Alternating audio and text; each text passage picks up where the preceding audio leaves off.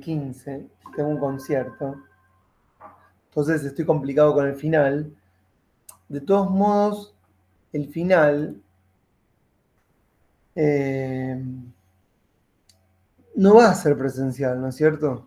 ¿Quién cree que va a ser presencial? ¿Alguien? Levante la mano, ¿quién cree que va a ser presencial? Pedro, ¿vos crees que va a ser presencial o querés hablar? Las dos cosas. Yo lo que tengo entendido, según lo que leí, Sí. es que en esta clase la gente que no es de sede centro, acá de Capital, lo va a tener, digamos, online, al examen, con usted. Y en mi caso, o los que son de sede centro, lo vamos a tener presencial. Eso es lo que yo entendí del correo. O sea, es como que los que vuelven a sede centro y los profesores son de sede centro, listo, todo presenciales. Y los que cursaron con los profesores de sede centro lo van a rendir, mantienen la metodología online. Eso es lo que leí por lo menos, o por lo menos lo que interpreté. Bueno, yo ayer hubo una reunión de claustro a la que no fui, así que tampoco sé qué dijeron de eso. No vamos a hacer conjeturas. El único problema que tengo ahí, Pedro, es que no me puedo partir en dos, ¿correcto? Capaz, Así ojo, capaz que ponen en fechas diferentes, el presencial en una fecha y el online en otra fecha. que igual no tengo lo que hacer, la verdad que está bueno. Este, bueno, vemos, pero el 15 ya de movida estoy complicado. En todo caso, todo lo que es online lo manejamos fechas anteriores, ¿está bien? De todos modos, no es que tienen que hablarme a mí en presencial, me tienen que entregar los trabajos. Profe, eso se lo entregamos una semana antes, algo así, y ya Y vamos bueno, miren, vamos a a la ponerle nota. fecha a esto. Vamos a ponerle fecha porque vamos a ordenarnos, vamos a ordenarnos. Hoy es 25. Después viene Facundo el lunes que viene. Después vengo yo el primero, ¿no? Después vengo yo el 8 de noviembre. Después viene Facundo el 15. Y yo tengo la última el 29 de noviembre. Ya después termino, ¿correcto? Tengo que cerrar una nota de cursada.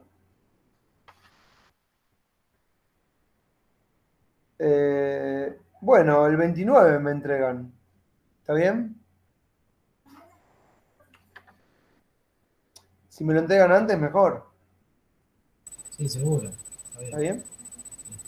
bien? El 29 me entregan y yo ahí les cierro una nota, ustedes no se preocupen. Pero la idea es que el 29. No, la idea es que, pará, la idea no es el 29. La idea es que me lo manden, miren, el 15 es la última clase con Facundo, que me lo manden el 22. ¿Saben por qué? Y porque... Sí, Carolina. Profe, yo en realidad, bueno, mi compañera que es Agustina justo hoy no puede estar porque su niño estaba mal, así que estaba en el hospital, pero cuestión de, parece ser que es una angina, esperemos que no sea otra cosa.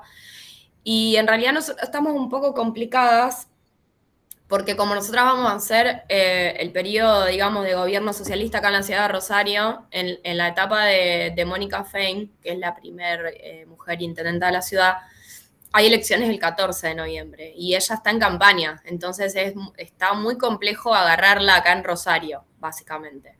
Yo literalmente la estoy persiguiendo, porque nosotros, si bien ya hicimos un esquema de trabajo y demás, nosotros teníamos ganas de hablar con ella para que ella nos cuente también de primera mano algunas cuestiones. Y estaríamos como un poco complicadas, porque recién la vamos a poner, yo calculo que ojalá nos encontremos antes, pero si no nos vamos a encontrar, no sé, tipo el 15 o el 16 de noviembre recién. Entonces para el 22 es como medio ajustado. Pero bueno, no sé qué piensa el resto si llega o no llega. Yo para mí el 29 sí, está bien. Lo que pasa es que me dejás sin alternativas para corregir.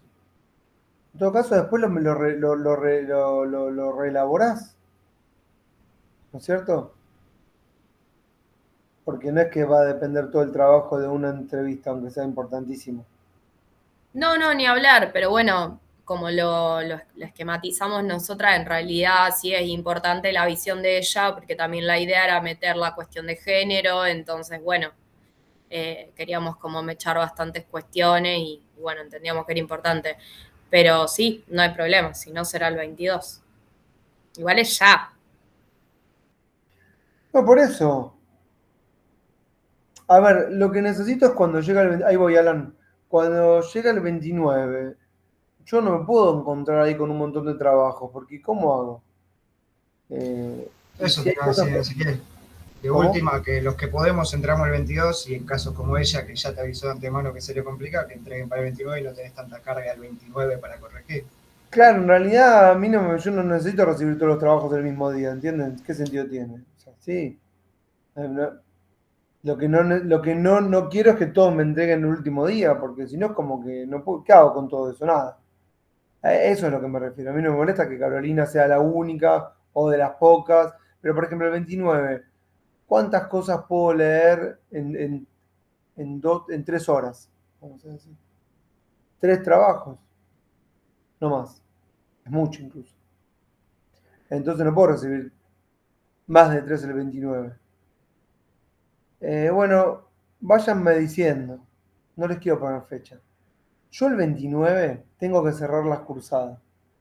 Eso no significa que de todos modos para el final no sigan modificando cosas, pero tengo que hacerles una devolución. Y no puedo hacerla a todos el 29. A eso me refiero. Entonces de repente uno es el 22, uno es el 23, otro el 25, otro el 27. Y no es que el 29 me tienen que devolver a dar las cosas. No, ya después son devoluciones que quedan para el final, en donde me lo entregan mejorado. ¿Entiendes lo que digo? No tenemos que vernos en el final, aunque sí, bueno, no sé, vemos con cada uno, cada una. Ahí voy, Carolina. Yo con que el 29 no tenga todos de golpe, buenísimo. De hecho, ¿saben lo que pueden hacer? Ahí voy, Carolina. Pongan más o menos una fecha, me mandan en el grupo. ¿Vieron que hacemos una lista? Así como la lista de presentes. La lista donde me ponen, bueno, Evangelina tal fecha, Alan tal fecha. Vayan poniéndose fechas. Escalonadas en 2 días. Hasta 3 por la misma fecha. Y bueno, después con Facundo nos los repartimos. Sí, Carolina.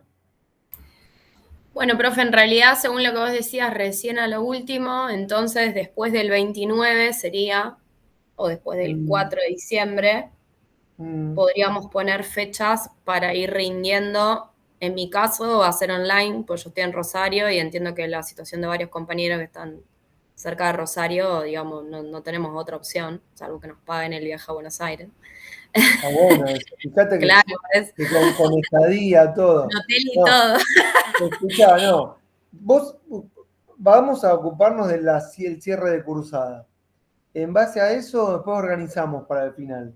¿Entendés? Porque tengo que ver cada trabajo, si no va a ser especulaciones sobre qué. No, no te No, lo que preocupes. pasa que en realidad está todo bastante como, o sea, relacionado, incluso mi pregunta va por ahí, porque yo pensé que la idea era entregar el trabajo el 29 y que después vos nos dabas la devolución en la mesa. Ahora entiendo que, Exacto. bueno, los vas a leer y en realidad nos vas a hacer una devolución previa. Y que si yo les doy Incluso la algunos devolución en la mecanismos. mesa, pará, si yo te doy la devolución en la mesa, lo que pasa es que, bueno, queda ahí como bueno, hacer lo que quieras con esto, te pongo una nota, incluso puede ser buena, no me molesta lo de la nota, pero queda ahí, eh, no sé, estaría bueno que haya una devolución previa como para mejorar algunas cositas, o por lo menos, ni siquiera les digo mejorar en la redacción, composición del trabajo, pero sí, qué sé yo, profe, está bueno esto que me dijo, vamos a encarar esto sí, esto no, por tal cosa. Eh, Después para que le sirva para el futuro, ¿no? Sí, a cada uno, a cada una le interesa. Después si no, no. No sé, déjame verlo con cada uno. Y tengo otra pregunta. ¿Podemos hacer el final online antes de que arranquen las mesas Sí, formales? claro. Ah, genial, buenísimo. Por eso digo que tengo que ver, si me entregan antes, hay tiempo para organizarse. Buenísimo. Pero en última instancia, si cae todo al final, con todos y todas, todo al final, no puedo hacer nada. Eh, Ujú. Eso es. Bien, gracias. Este. De hecho, Facundo me dijo que leyó 2 trabajos, el de Pedro y el de Caterina, pero si tienen cosas, mándenme porque yo no leí nada. Eh, y bueno, como no leí nada, no sé en qué andan. Medio que es autónomo, yo no puedo ir atrás, estarles encima.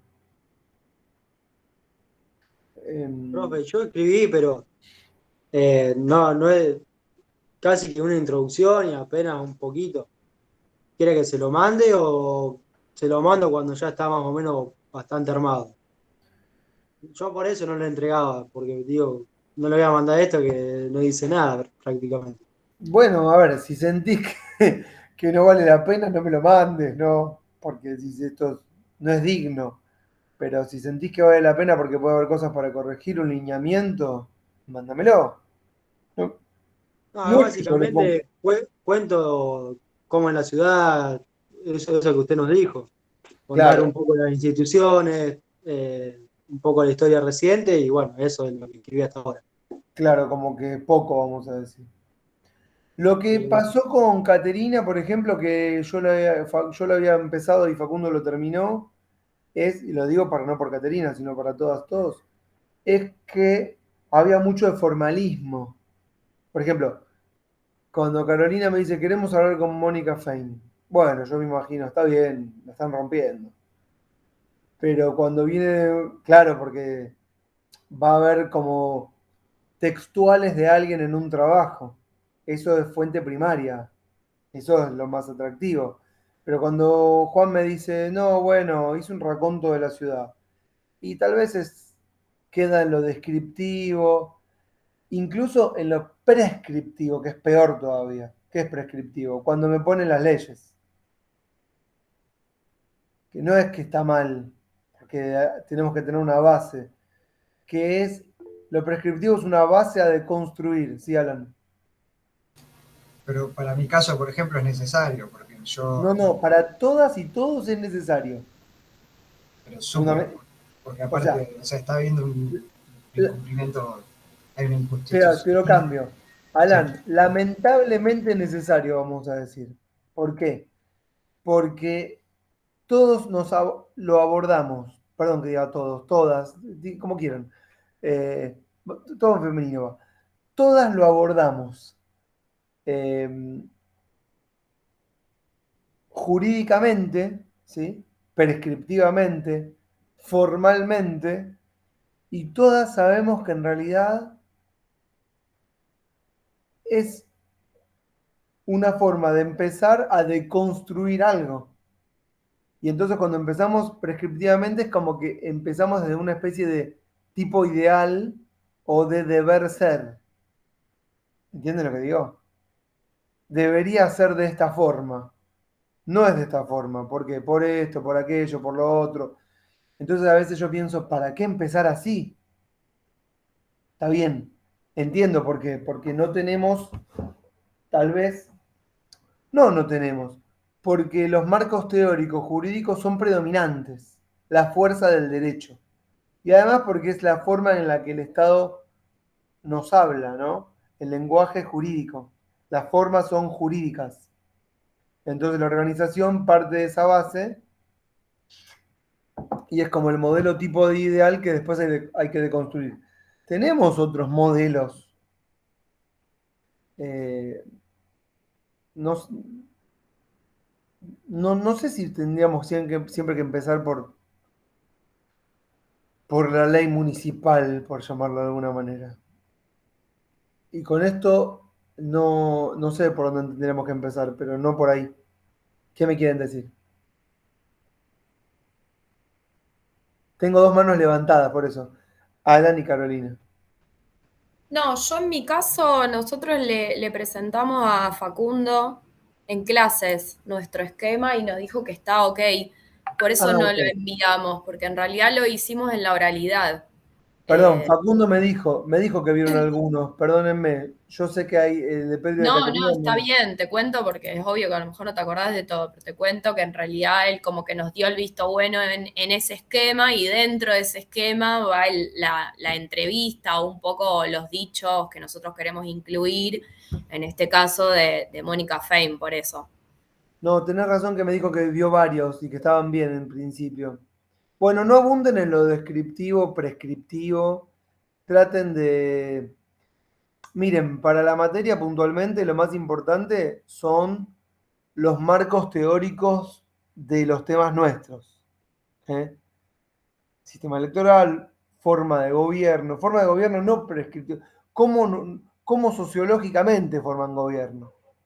Claramente que está ahí metido el tema de, bueno, hacen falta tantas manos, ¿no? Levantar de esta forma. O los roles deberían ser estos, porque lo veo a Alan con la mano levantada, que no sé si me va a hablar, pero la comuna debería hacer esto, está bien. Bueno, pero ¿qué está pasando con la comuna? Era la comuna, ¿no, Alan? Sí, exacto. Entonces, Por eso, o sea, yo inevitablemente tengo que arrancar con la ley orgánica de las comunas, el decreto que saca el gobierno de la ciudad. O sea, se supone que se está descentralizando la ciudad de Buenos Aires y sacan un decreto donde crean un organismo que centraliza un montón de cuestiones. El por qué, y después, bueno, organizar todo el tema de la estructura de la comuna, cómo se eligen el sistema DON y demás. yo tal vez empezaría diciendo, la comuna molesta, ¿viste? Yo No, al empezaría contrario. así. No, ¿por qué molesta? Porque molesta el ejercicio de poder. Sí, molesta al gobierno de la ciudad, sí. Bueno, no importa, al gobierno, porque cuando haya otro gobierno, pueden decir al gobierno de turno.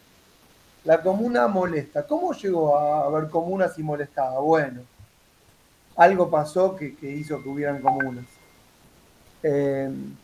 Ahora, ¿por qué molesta? Y bueno, porque democratizó, fragmentó, no sé. Y después a partir de ahí, bueno, debería ser tal cosa. Está operando de esta forma en realidad. Operando significa está funcionando de esta manera, está generando esto. A mí me gusta más así. O sea, en algún momento los marcos jurídicos y formales entran, ¿no? Pero no es lo obvio, pero no habría que usar esta palabra, pero no importa. Es lo obvio empezar por la ley dice que la comuna tiene que ser de esta forma. Yo ya sé que lo dice, sí, ya sé.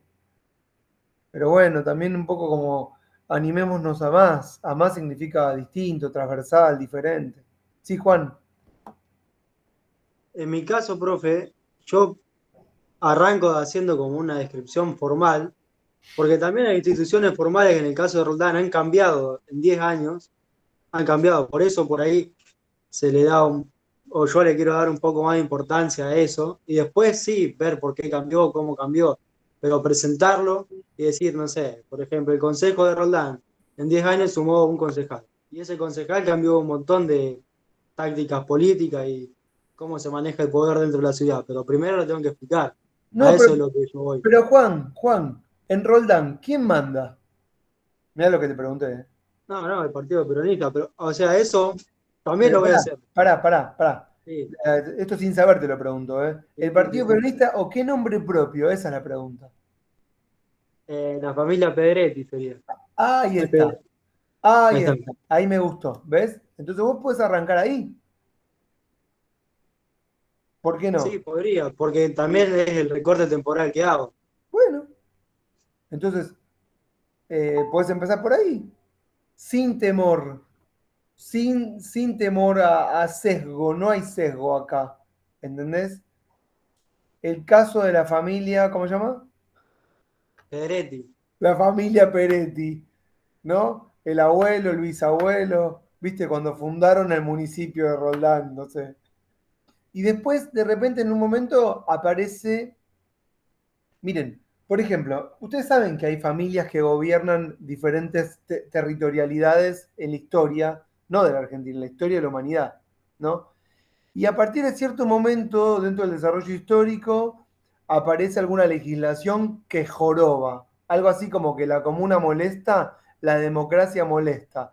el voto molesto. ¿Entiendes por qué molesto? Porque claro, en el ejercicio de poder aparecen una serie de imposiciones producto de algunas luchas X sociales que dieron como resultado, no sé, la necesidad de un consenso, la necesidad de la participación de alguien, la cooptación de alguien para neutralizar una voluntad, para poder seguir gobernando, ¿entienden? Entonces el eje principal podría no estar enfocado en lo jurídico, porque tal vez no es la variable independiente el municipio, sino que la variable independiente es la familia Peretti. ¿Y cómo hace la familia Peretti con el paso del tiempo para seguir siendo la familia Peretti encargada de ese lugar? Sí, yo por ahí capaz que entendí mal la consigna o algo así, pero pensé que a mí me gustaría hacerlo como vos decís. No, Vos no, me pará. decís que lo hago así, Yo, yo lo hago directamente. Análisis eh, político, listo.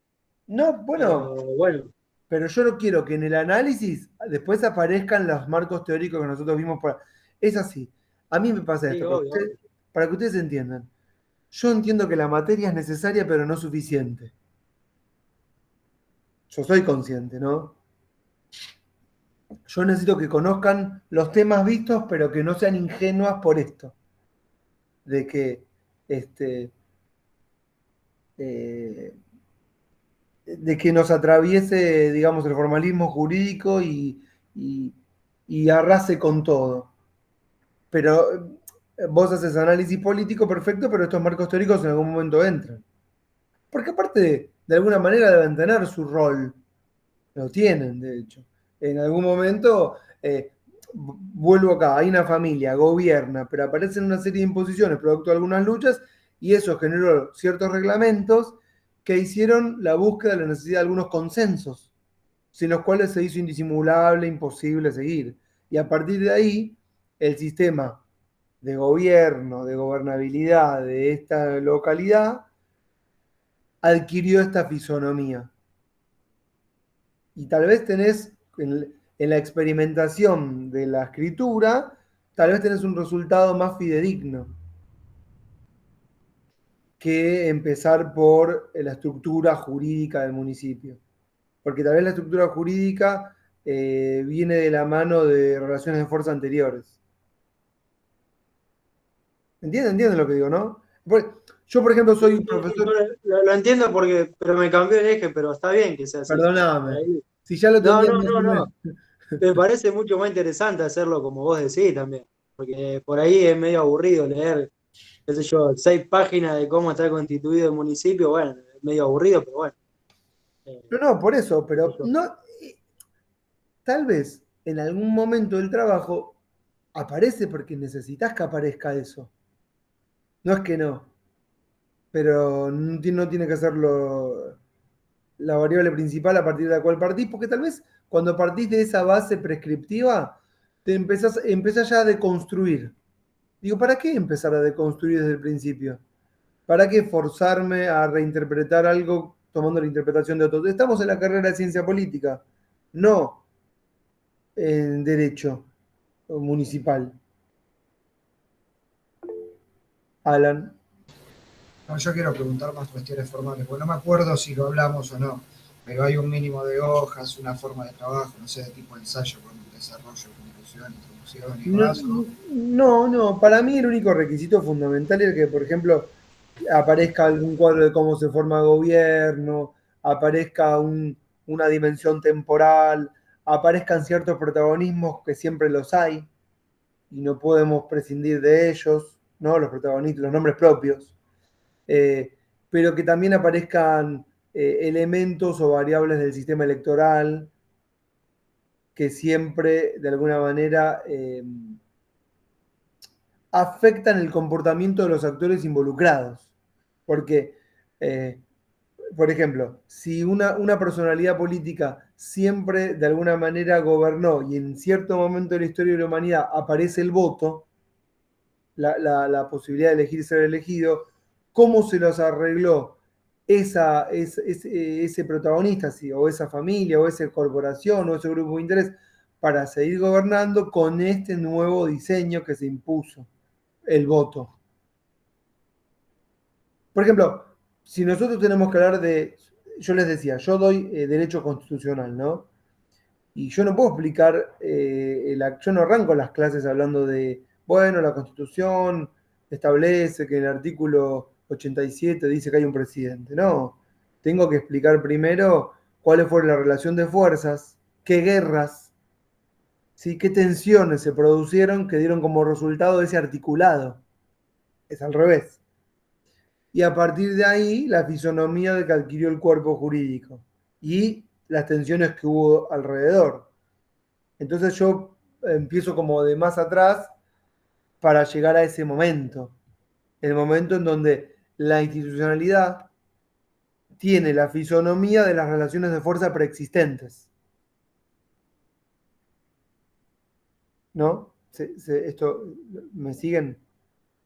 No es casualidad. Por ejemplo, y después aparece el sistema electoral, por seguir con este desarrollo. Cuando tuvimos constitución, no tuvimos sistema electoral, porque en realidad la constitución lo que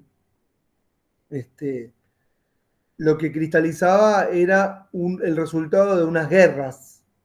Estoy hablando puntualmente de la guerra de la batalla de Caseros o de la de Pavón, ¿correcto? Las disputas con las montoneras, el centralismo porteño, la fijación de los límites, los tamberos, los ganaderos, las provincias mediterráneas, las que están cerca del río, bueno, diferentes intereses. Y no sé, los que financiaron las guerras. No había, después de que se producen todas estas guerras y dan como resultado un texto en el año 1854 y después 1860.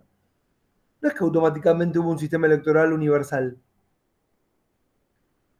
¿Y cómo explico después que aparece el sistema electoral? Bueno, porque hay otros sectores que se van integrando, hay desarrollo industrial, hay capas medias, hay anarquismos, hay incipientes populismo, ¿correcto? Y bueno, la mayor, digamos, presión social por el aumento de la participación generó una ley electoral, la primera. ¿Y cómo es el diseño? 1/3 para el que pierde, 2/3 para el que gana. Esa era la ley inicial electoral. ¿Y eso a qué corresponde? Y bueno, eso corresponde a que la fuerza política gobernante deja entrar o deja participar a otra fuerza y nada más. ¿No? Entonces el resultado de la ley electoral fue producto de las tensiones previas. En 1912, y bueno, se les calcularon mal, ¿no? Después las reglas electorales fueron generando otro tipo de dinámicas, como por ejemplo que los gobernantes del país no lo toleraron y suprimieron las elecciones. Y sí, porque si no, no podían seguir gobernando. Hasta que después la democracia, bueno, en su formalidad se impuso. En su formalidad. Entonces yo no explico primero el sistema jurídico, explico las tensiones previas. Y eso también puede ser parte del trabajo. Y el resultado de la ley electoral, nuestras leyes electorales son el resultado de estas tensiones. Lo mismo, por ejemplo, para elegir senador, ¿no? ¿Vieron el tema del 2 por la mayoría, 1 por la minoría? Que antes no era así. Saben que antes no era así. ¿Esto lo vieron con Facundo? No. Sí. Bueno, vieron que tenemos 3 senadoras o senadoras por provincia. 2 para el partido mayoritario y 1 para el que le siguen votos. ¿Correcto? ¿Por qué es así el diseño? Bueno, algunos dicen, esto que voy a decir no sé si es correcto, pero no importa. Bueno, porque en el Pacto de Olivos entre Menem y Alfonsín decidieron que entre los dos partidos mayoritarios se llevaban las 3 bancas. No sé si es correcto lo que estoy diciendo, porque tampoco el radicalismo en ese momento era la fuerza, la segunda fuerza.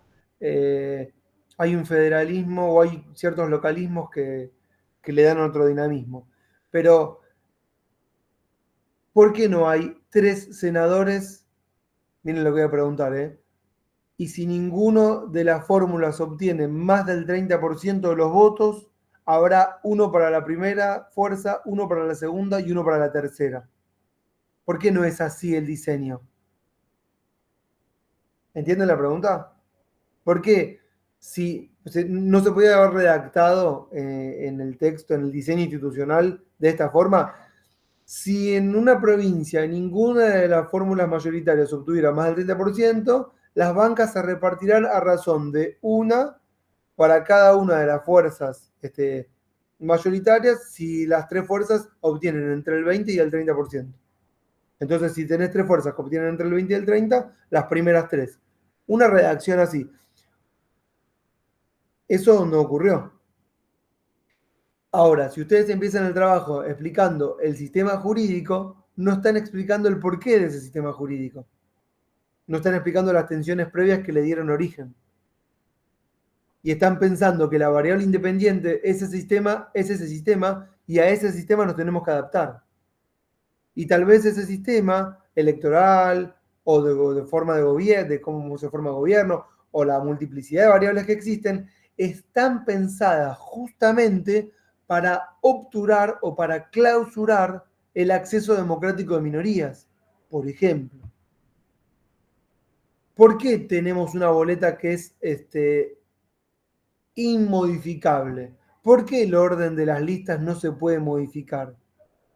Uno podría pensar, bueno, porque seguramente que las fuerzas que diseñaron esas boletas o esa forma electoral prefirieron conservarse los primeros puestos en la selección de candidatos. ¿Sí o no? Sí.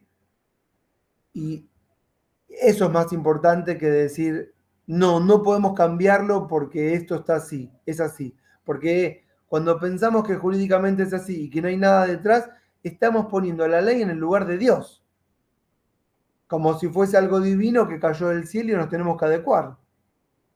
Y en realidad tal vez tenemos que pensar que esas formas se adecúan a relaciones y tensiones preexistentes. ¿Se entiende lo que estoy explicando, no? Entonces, sí, dale. Profe, y además, en realidad, o sea, también está pensado por las fuerzas partidarias mayoritarias, porque, digamos, en consecuencia son las beneficiadas. Digamos, si uno observa, bueno, en este caso yo puedo observar la Paso de Santa Fe, pero digamos, más allá de lo que fuimos charlando con Facundo en función del umbral, o sea, que haya un umbral menor para que los partidos más pequeños accedan, etcétera, etcétera, siempre terminan como quedando las mismas fuerzas, ¿no? Digamos, en la general. Obviamente aquellos que superan el umbral, pero sí hay muchos que son partidos muy pequeños, que a veces son fuerzas novedosas o que recién comienzan, y bueno, obviamente no se pueden sumar por una cuestión de que también el mismo sistema electoral los deja por fuera. Bueno, espera. Me gusta, pero me gusta que lo cambiemos, por ejemplo, no le pongamos al sistema electoral la carga. Lo diseñaron las fuerzas mayoritarias, como vos dijiste, y te saco partidarias. Fuerzas mayoritarias, que no sé de qué tipo o qué naturaleza, para obturar el acceso de las minorías. Pero después hay pequeñas luchas, ¿sí?, que van generando de alguna manera consensos para ir incorporándose las pequeñas fuerzas con algunas modificaciones. Pero claro, lo que estás diciendo es válido. Ahora, fíjense que en todos estos desarrollos, vuelvo al tema de Roldán y Juan. Roldán era, ¿no, Juan? Entonces, él ya hizo toda una primera parte descriptiva, ¿no? Tal vez lo estoy diciendo para Juan, pero en realidad lo estoy diciendo para todas y todos. Esa parte descriptiva puede estar en el medio, porque encontramos otra variable anterior más importante, la familia Peretti, en el caso de Juan. No sé, estoy diciendo sin saber, Juan, o guarda, no se tomen de esto así como al pie de la letra. Pero en algún momento va a aparecer, y como bien decía Carolina, hay modificaciones, no sé si lo dijiste, pero bueno, surge lo que dijiste. Modificaciones que van permitiendo que las minorías o que espacios que antes no estaban considerados en el sistema puedan de alguna manera participar. Pero mientras hablabas, Carolina, pensaba, por ejemplo, porque dijiste Santa Fe, y lo que voy a decir no sé si tiene que ver con Santa Fe, pero no importa. La ley de lemas, porque yo no sé si es en Santa Fe, pero creo que hubo muchos lugares donde hubo ley de lemas. No sé si alguno sigue habiendo, seguramente que sí. Claramente que es un sistema de electoral de mayorías que está buscando que el partido resuelva la interna sin dejar que otras fuerzas puedan acceder, ¿no? Porque si vos tenés un partido importante que sabe que si arregla entre las 3, 4 figuras más importantes, entre las del partido, suman para el candidato que más votos obtiene y se quedan con toda la representación, ese mecanismo de formar gobierno o de conseguir bancas a través de la sumatoria eh, permite que las otras fuerzas nunca puedan acceder, les impide de alguna manera. Miren lo que voy a decir ahora de Inglaterra. Ustedes saben que en Inglaterra hay circunscripción uninominal. Lo vimos, no sé si conmigo o con Facundo, pero lo tenemos que haber visto. ¿Sí o no? Dígame sí.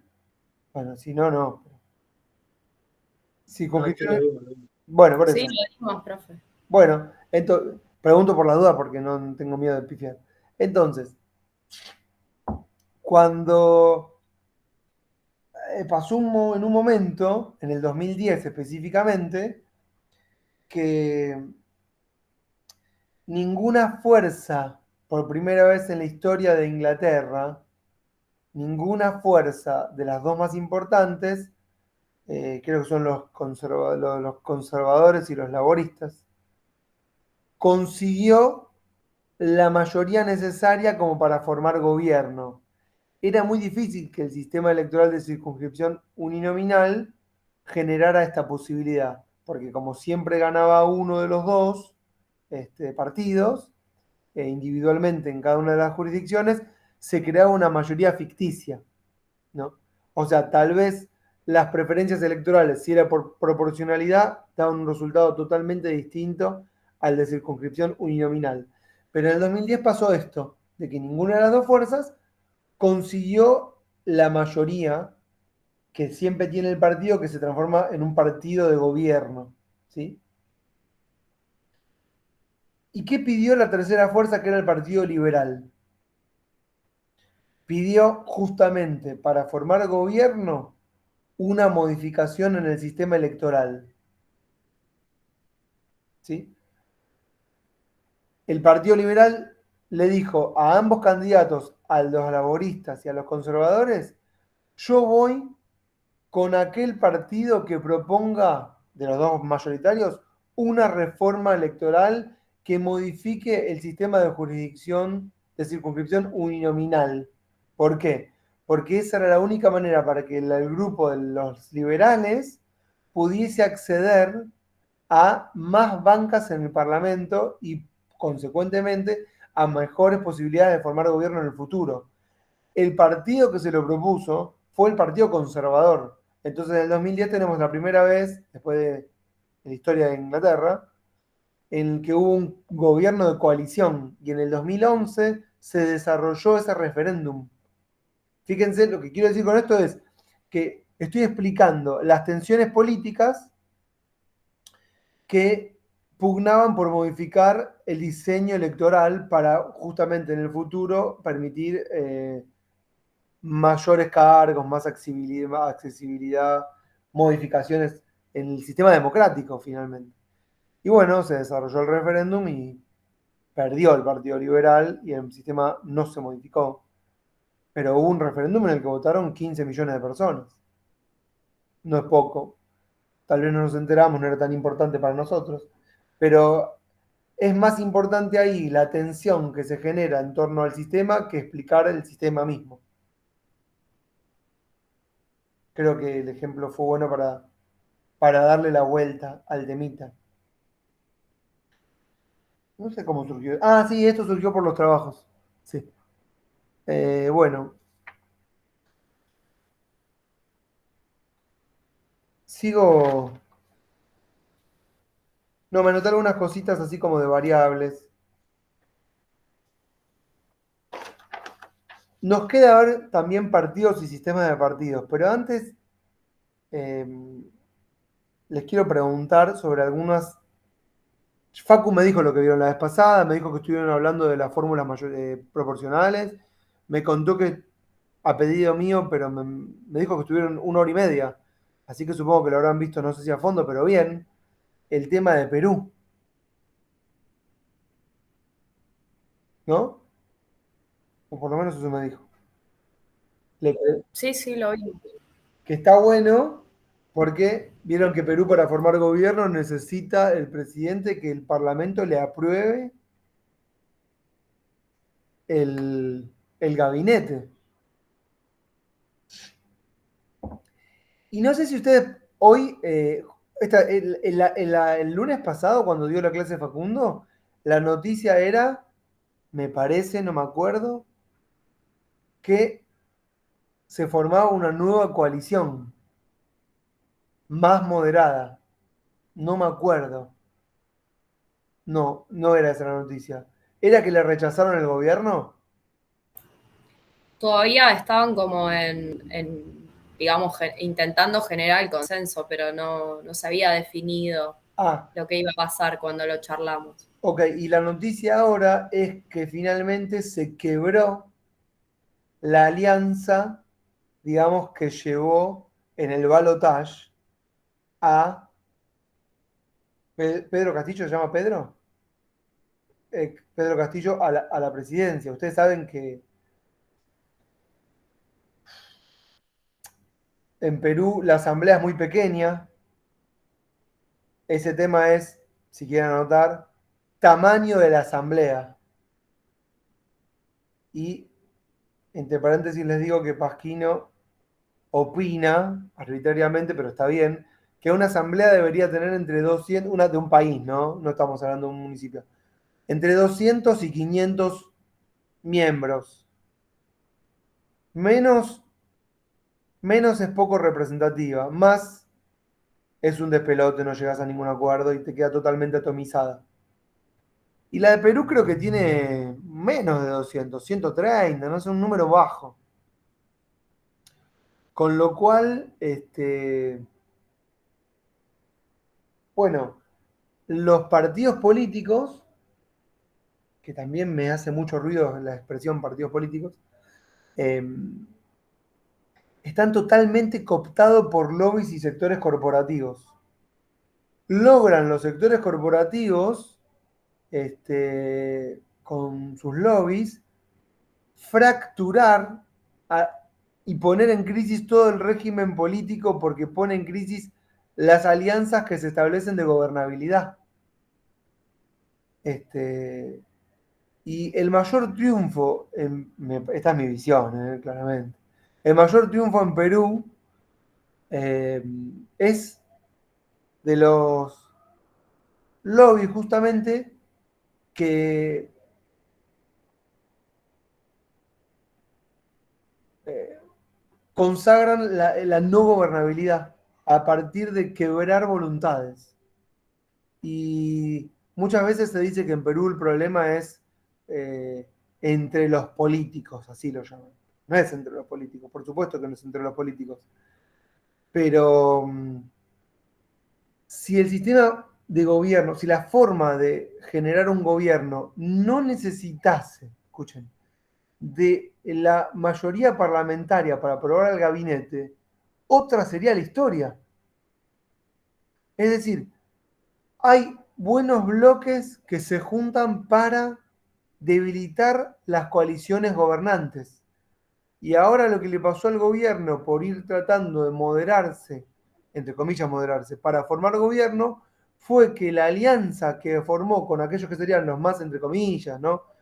Este, radicalizados, no me gusta esa palabra, los que tienen más convicciones, si quieren también, ven en la presidencia una, no sé si traición, pero una moderación que no la toleran. Y finalmente terminaron ganando los sectores o los lobbies concentrados cuyo propósito era que no se formara gobierno. No formaron gobierno. La noticia de hoy es la ingobernabilidad. A veces, tanto, y ahí va mi conclusión, tanto consenso, finalmente lleva a la ingobernabilidad, a la crisis del régimen democrático, ¿sí? Y consecuentemente a la posibilidad de un gobierno no democrático, porque gobierno hay siempre. Esta es otra premisa. No es que si no asume un gobierno democrático, no hay gobierno. Hay gobierno no democrático. Pero si hay orden social, que no significa sociedad, no es lo mismo. Si hay orden social, significa que hay alguna fuerza imperante y en ese sentido hay gobernabilidad, pero no hay democracia. ¿Me están siguiendo el razonamiento? Yo me mando con estas cosas, ¿vieron? Y como primero que tengo 4 cámaras. Milagros, Virginia, Alan, Juan y Carolina. Y yo también me estoy viendo. Así que los demás no sé en qué andan. Y como los veo que me miran, pero con cara de no sé qué mierda estás diciendo, Ezequiel, tengo miedo de que no me estén siguiendo un pirulo. Pero, No, profe, perdón, yo me quedé pensando en esto que dijiste último. Hay gobernabilidad, pero no hay democracia. En realidad, digamos, la cuestión de la calidad democrática no estaría asociada directamente en el caso de Perú a la gobernabilidad.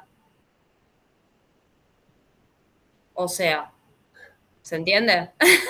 Es así. no, que desarrolles un poco más, te decía. ¿Sí? No, eso digo, que en este caso, o sea, en el caso de Perú, digamos, que haya gobernabilidad no significa que eso esté directamente relacionado a una buena calidad democrática, Por digamos. supuesto, Creo que y eso estoy existen otro diciendo. tipo de consenso para que se dé. Por eso no entendía si era eso o estabas diciendo Claro. otra cosa. Me No, quedé no, pensando en esto que dijiste de la ingobernabilidad de Pedro Castillo, que finalmente no se termina formando gobierno, que bueno, entiendo que obviamente que es adrede, ¿no? También. eso estoy diciendo, justamente, que porque el sistema prevé ciertos mecanismos de consenso, ¿sí? Y uno puede pensar a priori. Uno a priori ¿qué piensa? Buenísimo, mira qué bueno, le tienen que aprobar el Parlamento, ¿no? Pi- Piénsenlo, piénsenlo en un simposio, ustedes imagínense un simposio, ¿viste? Bueno, estamos todos a favor del gobierno parlamentario. ¿Vieron que a veces se habla así, sueltos de cuerpo? Yo no les voy a decir que me estalla la vena cuando escucho ese tipo de comentarios porque ya me resigné. Pero vieron que a veces se dice, no, porque acá hay que poner un sistema parlamentario. Vieron, así se escucha, así al pasar. Yo a veces pienso, no digan pelotudeces, no porque esté mal, sino porque hay que tomarlo delicadamente. Porque miren lo que pasó en Perú, para decirlo de alguna manera. Uno dice a priori, mirá qué bueno, es un sistema, uno pensaría, ¿no? De laboratorio, ¿no? En el que eh, la forma de proclamar un gobierno está supeditada al consenso de las fuerzas mayoritarias, ¿no? Eso yo lo estoy diciendo así como vamos a decir, columna editorial del domingo. ¡Ay! ¡Qué ejemplo de civilidad! Las fuerzas mayoritarias, pero en realidad si uno ve el resultado, ¿cuál es el resultado? El resultado es la no consagración de un gobierno. Esto no significa, entonces hay que formar gobierno como sea, ¿sí? Eh, y que no sea democrático. Tampoco estoy diciendo eso, pero a veces la práctica de ciertas dinámicas puede generar el resultado contrario, y eso es lo que decía Carolina, creo que interpretaste bien, es gobierno va a haber, ¿sí?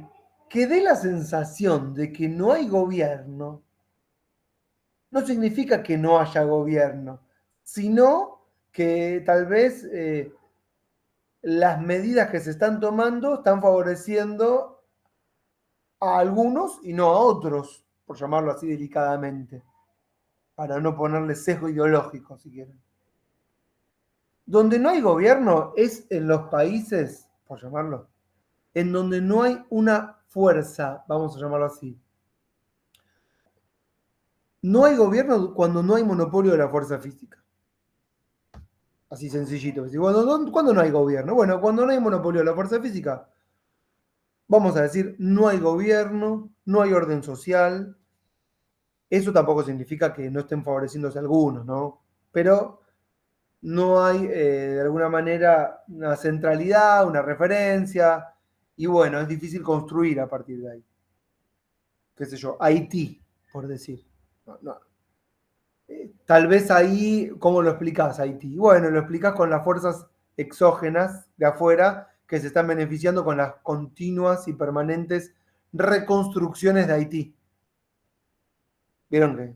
O no sé, algún gobierno de Irak, ¿vieron? Entonces, o Siria.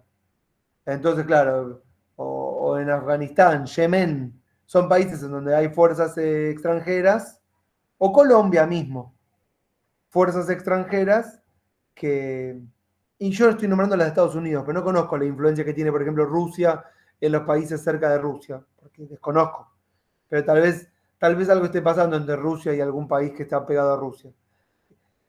Ahí la fuerza viene de afuera, la gobernabilidad viene de afuera, los intereses vendrán de afuera. Pero en Perú eso no está pasando. Entonces finalmente termina habiendo un gobierno con, no diría baja calidad democrática, sino que es un gobierno no democrático. No sabemos cómo va a resultar este temita de los consensos, pero por lo menos pueden tomar nota. No siempre, no siempre la necesidad o la exigencia de un consenso explícito del Parlamento es sinónimo de buena gobernabilidad o de mayor democracia. No es esa la regla. ¿Está lo que estoy diciendo? No es esa la regla. Entonces no hay que aventurarse a decir, sería re bueno pasar un gobierno parlamentario acá, porque entonces después de las elecciones ahora del 2021, las nuevas fuerzas mayoritarias tienen que imponer un gobierno de consenso en el Parlamento. Porque no estoy diciendo que esto no sea bueno, ni tampoco digo que es malo. Digo, no sé qué mierda va a pasar si fuese así. Puede ser que sea bueno, puede ser que sea un desastre. Tampoco vamos a avanzarnos en lo que pasaría, solo que vemos otros países y pueden pasar cosas que no son puntualmente las que uno tenía pensadas. Nada más. No podemos hacer previsiones. Sí, Carolina. No, yo creo que, digo, para sumar, en función de lo que vos decías recién, tiene que ver con esto que no es para todos lo mismo, ¿no? Digamos, en el caso, o sea, una cosa es la teoría, otra cosa es la práctica. En Perú, según lo que estaba viendo recién, digamos, hay una asamblea unicameral, en teoría de 100 diputados, o sea, re poco, 100 menos de lo que planteaba Pasquino, si no me equivoco, que dijiste. Claro, Y 200 dice él. claro, por eso. Y esos 100 están obturando y obstaculizando la posibilidad de que exista una formación de gobierno, porque le están obturando el gabinete al presidente. Entonces digo, pensaba en esto que vos planteabas recién, ¿no? No es un gobierno democrático, pero sí en los medios lo están disfrazando como que sí. Porque ese es el análisis de los medios, digamos. Les estamos obturando el gobierno a Castillo porque finalmente se mostró como alguien que va a ser honesto y realmente va a terminar generando alianza con los grandes monopolios, etcétera, etcétera.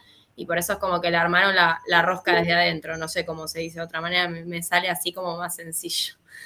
Pero por lo que estuve leyendo, digamos, los que le están obturando el gabinete o la formación de gobierno plantean de que él va a hacer lo mismo que el resto de los presidentes de Perú, que es salir de algún modo por la puerta de atrás y yéndose robándose todo. Entonces, por eso lo están obturando. Eso me da la conclusión de que en realidad, bueno, sí, parece ser que es una instancia democrática, pero para mí está como disfrazado de una instancia democrática. En realidad es como vos decías recién, sí, puede parecer bueno en la teoría, va a la práctica, se lo pueden obstaculizar hasta que pase el tiempo, hacen tiempo y hay elecciones de nuevo. Bueno, ahí voy, Juan, ¿eh? Le digo una cosa a Carolina y voy. Ese fue el caso de Ollantumala, por ejemplo. Eh, Tal vez en el caso de Perú, con un sistema de mayorías en el que gana se lleva todo, que a priori uno puede pensar, uy, qué poco democrático, y sí, pero con gobernabilidad, porque tampoco pueden salir de este pantano en el que están metidos. Yo pienso que la mayor virtud que han tenido las fuerzas corporativas en Perú es producir, como por ejemplo pasó, un suicidio, ¿sí? Que fue el de el expresidente, ¿cómo se llama? El de la deuda externa. Iba a decir Vargas Llosa, pero no es Vargas Llosa, es Alan García. Alan García. Alan García. O presidentes como Toledo o como Jean Tumala. Y ahora este presidente que parecía que venía con una fuerza totalmente contraria, ¿no? De alguna manera a los ejecutivos anteriores, van logrando poco a poco ir torciendo voluntades en el Parlamento que terminan por diluir lo que fue la voluntad mayoritaria. Me hace acordar, perdón Juan, perdón, ya voy, me hace acordar también a cómo era el diseño en Bolivia. Porque en Bolivia, antes de la reforma del 2006, ya vos quedate con la mano levantada, Juan. En Bolivia, antes de la reforma de la Constitución del 2006, de Evo Morales, no sé si saben, pero para cuando el pueblo votaba directamente al presidente, después era el Parlamento el que tenía que elegir entre las, primero, tres fórmulas más votadas, cuál iba a ser el presidente. Y después con el tiempo se modificó a las primeras dos. Pero siempre quedaba la voluntad, digamos, popular de elegir un ejecutivo de forma directa supeditada a los miembros del Parlamento. Los sectores corporativos siempre se aseguraban comprar por detrás las voluntades del Parlamento para modificar la voluntad popular. Un poco parecido a lo que era antiguamente el voto de clase, el voto de ciudadanos activos versus ciudadanos pasivos, los votos de élite o votos de minorías, relegando votos de mayorías por ser mayorías que no tienen propiedad. Estoy hablando en la antigüedad, ¿no? Pero esas, como dice el presidente nuestro, rémoras, ¿vieron que se usa palabra? Las rémoras del pasado, bueno, una era, no le podemos permitir a grandes sectores de la sociedad que no están instruidos votar, porque en manos de quién vamos a dejar los destinos del país, ¿entienden? No lo estoy diciendo con ironía. Y esas cosas como que quedaron un poco ahí boyando en Perú, por ejemplo, en Bolivia, por ejemplo, en Chile mismo. Y entonces ahí otra vez volvemos a lo del principio, que es la legislación se está explicando por las tensiones previas. Lo mismo que dijimos al principio. Sí, Juan, ahora sí. Decime. No, yo un poco pensaba también un ejemplo de argentino, que no sé si está bien, pero por ahí el caso de Menem, que fue votado al principio en la primera presidencia con una ideología peronista y tendiente a la representación de la gente que se considera peronista, y que después en los actos de gobierno evidentemente fue cooptado por, no sé si por fuerzas internas del partido o por fuerzas económicas o qué, pero cambió totalmente su ideología y el ejercicio del poder, que era para que lo habían, o sea, la ideología original de que lo había hecho ser presidente. No sé si se ajusta también o no a los factores del cambio de representación, digamos. Se lo vota para una cosa y después factores externos o internos al partido terminan desvirtuando la acción de gobierno, que fue originaria. No sé si está bien o no. Sí, yo pienso que va en la línea de lo que estamos diciendo, en el sentido de que eh, nuestros gobiernos, perdón, Alan, decilo, Alan, decilo antes de que yo, porque me voy a meter con un rollo que no voy a No, terminar. no, por eso planteaba que si él decía lo que iba a hacer, no lo iban a votar. Ah, no, no, por supuesto. Yo lo que creo cuando, por ejemplo, explico en otras clases, otras materias, no importa, pero lo mismo da. Cuando uno explica la formación de nuestros estados, ¿no? Siempre pienso, bueno, antiguamente habían, siempre los hubieron, privilegios, digamos. Hay creación de riqueza y apropiación de la riqueza, siempre en pocas manos, que finalmente son las que gobiernan. Con esto no estoy diciendo nada que no pueda decir en cualquier lado, es así funciona, ¿no es cierto? Vivimos en un mundo capitalista, egoísta, maximizador de ganancias, lo bueno del sistema, fenómeno que produce riqueza, y hay abundancia, pero bueno, hay mala distribución, antojadiza distribución, egoísta en la redistribución, ¿sí? Y eso esa, digamos, está en la base de la formación de nuestros órdenes sociales actuales. Ahora, nuestros órdenes sociales no siempre fueron democráticos, sino tal vez nunca fueron democráticos. La pelea siempre es cómo los hacemos más democráticos. Y cuando decimos más democráticos, estamos diciendo cómo hacemos para sectores que no poseen en la distribución puedan tener algún tipo o grado de participación en las decisiones, ¿sí?, soberanas, que les permitan, de alguna manera, beneficiarse también en la distribución, en el reparto. En una época no era ser gobierno por vías democráticas. En una época, en la mayoría del tiempo, básicamente, en la mayoría del tiempo, la apuesta fue la ruptura de cualquier tipo de sistema burgués parlamentario. Estamos hablando del todo lo que fue pre-1950, por llamarlo de alguna manera, ¿sí?, que era básicamente ir a una sociedad no capitalista. Eso hoy podemos decir es imposible. Tal vez en ese momento también era imposible, aunque no lo podíamos advertir, pero hoy, bueno, ya prácticamente no sé hacia dónde estamos yendo, no vamos a entrar en este debate. Pero a partir de que la democracia, miren lo que vamos a decir ahora tomándome lo que dijo Juan, a partir de que la democracia se puso de moda, ¿y qué significa se puso de moda? No está bien no ser democrático. Hay un cierto momento en la historia de los gobiernos de la humanidad en la que no ser democrático no es correcto. ¿Vieron? O sea, por ejemplo, para darles otro ejemplo, hay un momento en la humanidad en la que no se podía, en la que se empezó a decir hay que crecer. Si no se crece, está mal. Esto es como una consigna. Yo lo digo a propósito porque yo digo, por mí no crezcamos una mierda, pero distribuyamos mejor. Pero si decís eso, te cuelgan. Todos los gobiernos tienen que crecer. Bueno, fenómeno, está bien. No vamos a cuestionar ese paradigma. Hay que crecer, a partir de no sé qué época hay que crecer. A partir de 1950 hay que ser democrático.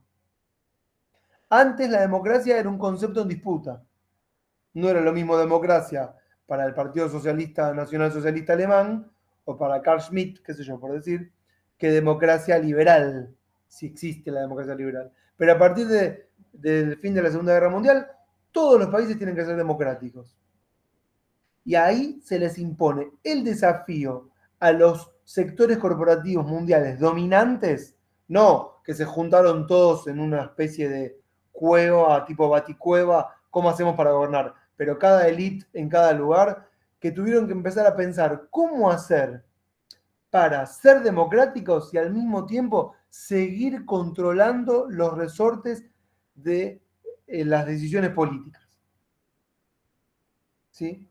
Por eso te decía lo de la familia Peretti. ¿Cómo hace la familia Peretti para seguir? ¿Cómo hace? ¿Vieron que hay apellidos que se repiten? ¿Vieron que hay apellidos que se repiten históricamente en tiempo y lugar? Pero fueron cambiando las leyes. Incluso pasamos de no democráticos sin sistema electoral a democráticos y con sistema electoral. Entonces, ¿cómo se las arreglaron esas élites, esos apellidos, esos nombres propios para seguir gobernando? Los partidos políticos, como por ejemplo el caso de Menem, ¿fue una pantalla? Es pregunta, no es afirmación. ¿Necesitó el partido de la financiación para llegar a cargos de poder y entonces cuando fue gobierno tuvo que favorecer esos intereses? ¿Qué hizo Menem siendo gobierno? Articular entre aquellos que lo financiaron y aquellos que lo votaron. No sé. ¿Me entiende la pregunta? O sea, articular significa eh, repartir de cierta manera, que paguen ciertos impuestos, pero no dejar de darle privilegios a aquellos que financian las campañas políticas. Y eso es un momento de la historia de la humanidad. Y este es un problema que tuvieron todas las fuerzas corporativas del mundo. ¿Cómo hacer para gobernar siendo democráticos? Esto después de la Segunda Guerra. Antes tuvimos otro tipo de conflictos. No estoy explicando, los fascismos, los corporativismos. Ahí está el peronismo también.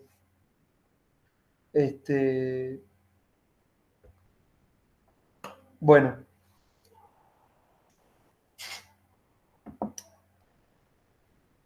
Voy a cambiar de tema. ¿Alguien quiere decir algo hasta acá o está usted bien?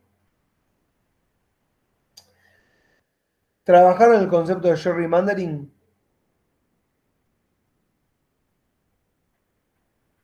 ¿Sí o no? Creo que no. Bueno, eh, Las hay, circunscripciones. ¿cómo? Las circunscripciones. Sí, Lo habíamos escuchado, sí, creo que la clase pasada lo explicó, me parece. bueno, O yo lo sé de antes, no sé. A lo y mejor, bueno, no sé. perdón por los chicos. Pongan en sus buscadores, ¿están con la computadora? Yo falté Pongan, la clase pasada, así que puede ser. pongan Jerry, Jerry, espacio, MA, y ya les tiene que salir. Si son politólogos, y en sus buscadores el algoritmo ya tiene que interpretar lo que estamos diciendo. Además, si sus computadoras están escuchando mi voz y tienen el micrófono abierto, ya prácticamente les diría que me sacaron la ficha. Estoy condenado por el algoritmo. ¿Les salió? ¿Qué les salió cuando pusieron?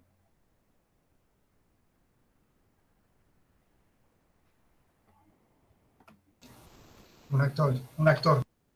¿En serio un actor? Un director de cine, sí. No te puedo creer. Jerry. Ah, sus algoritmos no están. No, a mí me sale perfecto. No puedo creer. Esperen que alguien quiere entrar. El tema es ver cómo lo escribieron por ahí. Voy a compartir en mi pantalla. Qué bárbaro. Es que somos cinéfilos acá, profe. Vamos ¿Ven en otro ahí? lado. ¿Ven ahí lo que me salieron las imágenes? Miren, gerrymandering, bueno, está en inglés, está acá en español, a ver dónde está en español. Bueno, acá voy a poner imágenes. ¿Están viendo mi pantalla? Sí. Este tipo, ¿ven ahí? Este dibujo se hizo a partir de la modificación de circunscripciones electorales, ¿sí? Que empezaron a ser modificadas por los que trabajaban en el diseño electoral con la finalidad de ganar las elecciones. Y entonces el tipo que los hacía es este, gerrymandering. Hay un mensaje, hay un documental en Netflix de gerrymandering. Ah, ¿saben que hay un documental? Miren, me acordé, ¿están viendo mi YouTube? A ver. Es WhatsApp eso, profe. En Sí, WhatsApp. sí, ya sé que tengo WhatsApp, ¿saben por qué? Porque, eh, porque quiero ver si a alguien le mandé el link. ¿Entienden? No. Pero esperen, a ver ustedes acá. No ustedes, pero anterior. Jerry.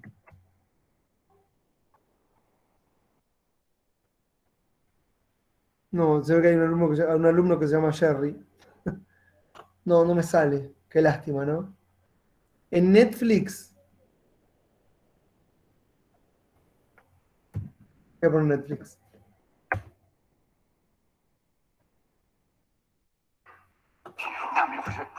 ¿Cómo te hablan, loco? No quiero que me hablen. Jerry, a ver. Jerry, ¿quién es este? Jerry Seinfeld, Jerry. No. El poder del voto Ah, a ver, ¿cuál es esa? en Netflix. El poder del voto. Sí. Ah, el poder del voto. A ver.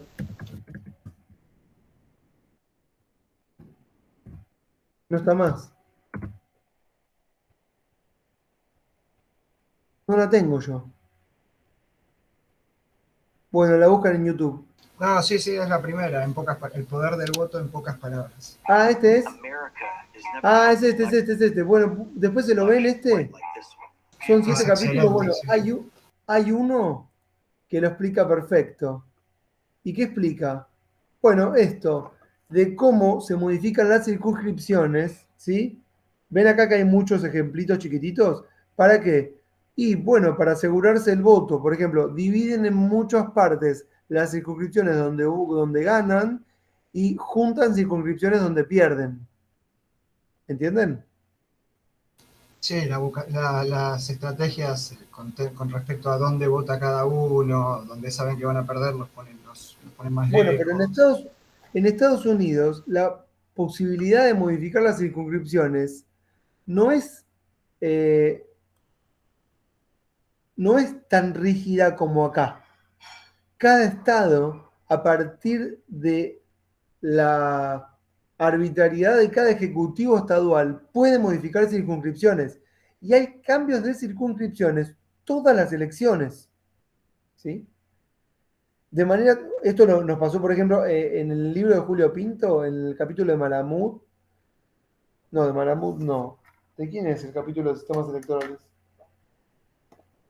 Profe, Sí, y me parece que Perón algo habían hecho en Capital Federal. es lo que voy a decir.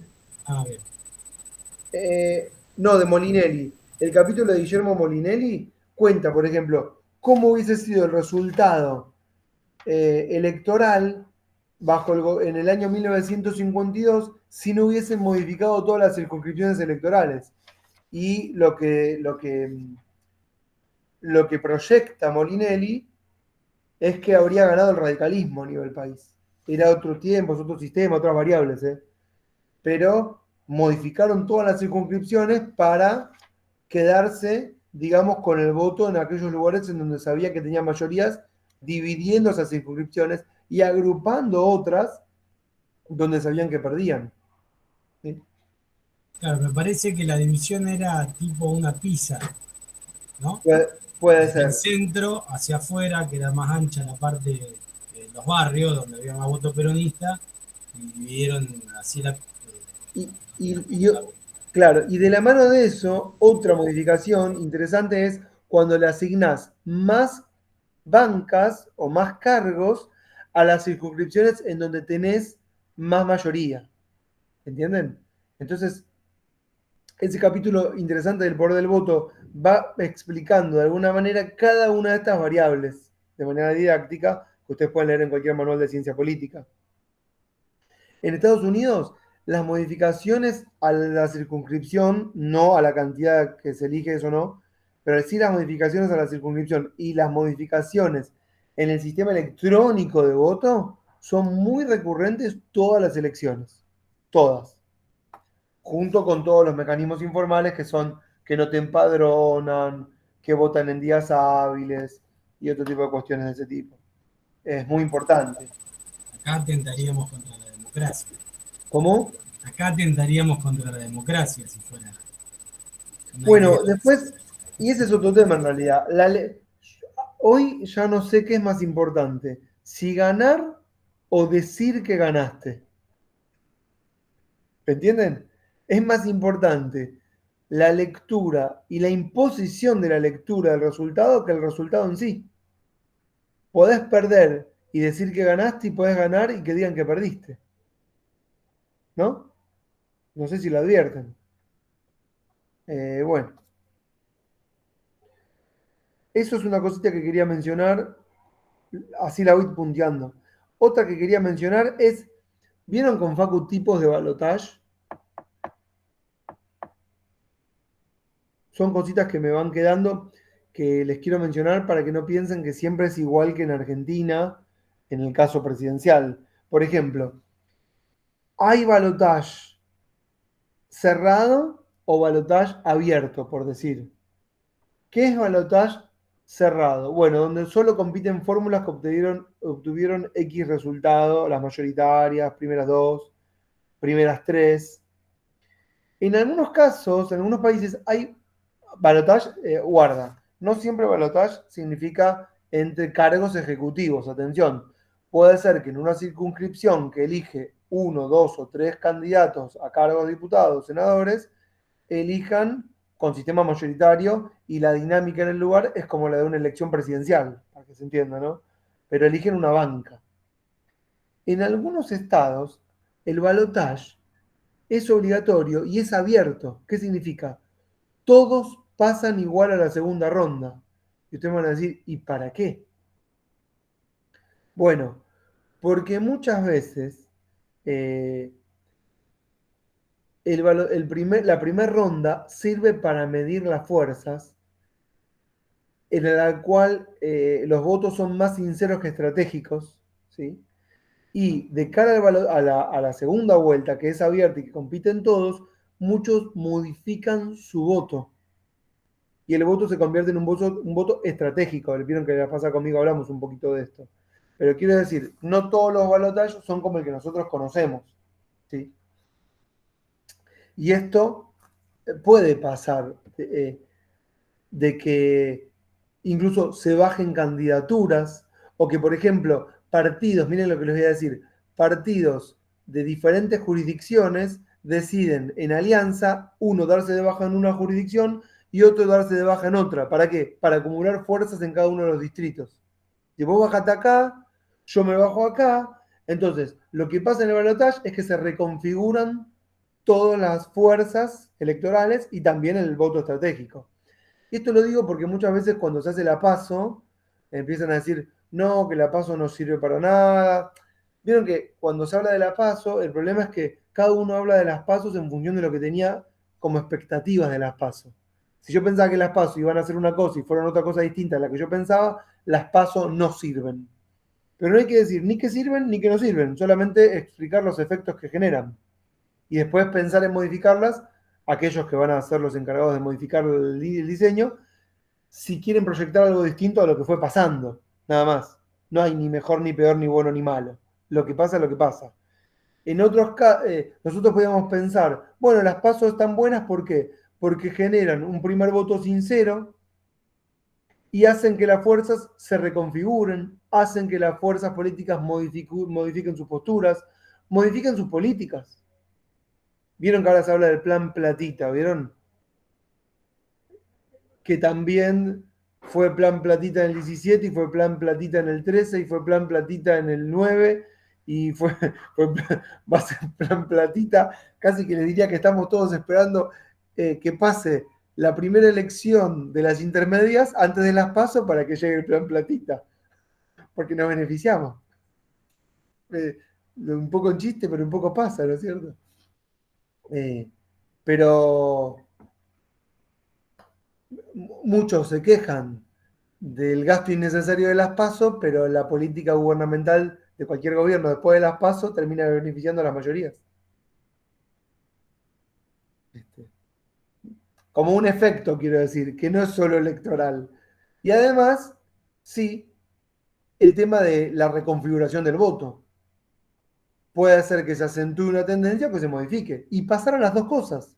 Por ejemplo, en el caso de Macri, de la elección del 19, se modificó. ¿Correcto?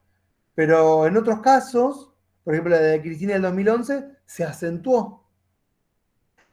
O en el caso, por ejemplo, de la elección del 2015, en la que en realidad ganó Scioli. ¿Se acuerdan? Pero la sensación general fue que había perdido. Y finalmente perdió en el balotaje. Es muy dispar el efecto. Y entonces, les voy a decir, por ejemplo, un ejemplo en las elecciones para cargos de la Asamblea Nacional en Francia, por decir, pasan a balotaje todas las fórmulas que obtengan más del 12,5% del padrón. ¿Escucharon? Lo repito de vuelta. Pasan a segunda vuelta todas las fórmulas que obtienen más del 12,5% del padrón. Del padrón significa que en la práctica es un 15%. ¿Por qué? Porque no votan todos. Entonces vos tenés que lograr un 15% para que sea el 12,5% del padrón, porque votará, qué sé yo, el 80%. Pero, ¿eso qué hace? Que pasen algunas fuerzas, no todas, pero no significa que compiten entre la primera y la segunda. Y nosotros podríamos tener algún tipo de elección de este estilo, por ejemplo, para senador. Por ejemplo, en vez de decir que la primera fórmula se lleva 2 y la segunda se lleva 1, podríamos tener un balotaje obligatorio entre las primeras 3 fórmulas para definir una mayoritaria, si no queremos repartir entre 3. ¿Para qué les menciono estas cosas? Solo para mencionar la posibilidad abierta a un diseño que puede ser totalmente distinto al que tenemos. Y no hay que asustarse ni pensar que los diseños son de esta forma y nada más, y que cualquier otra cosa es mala. ¿Está? Ni cualquiera de las críticas que hacemos o que se hacen tienen que tomarlas como una crítica negativa, como una crítica negativa. ¿No? Por ejemplo, no, las PASO son un gastadero de plata. Bueno, no. Definen muchas cosas. ¿Está? Otra cosa que les quería mencionar, ¿sigo? Son cositas que me habían quedado como colgadas. Tienen un cuadro, lo tengo que buscar. Permítanme, espero que estén ahí todavía. Solamente tengo 4 personas. Los demás no sé dónde están, no están. Es un misterio. Pero bueno, me quedo con las 4 que me están mirando. Bánquenme.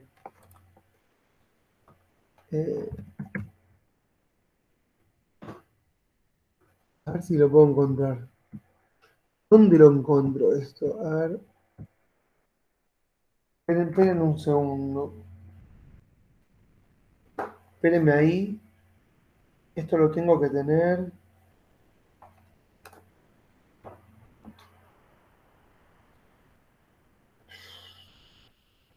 Lástima que no lo busqué antes de empezar la clase, ¿no? Es un tema mío. Pero hay un cuadro. Carbazón y no.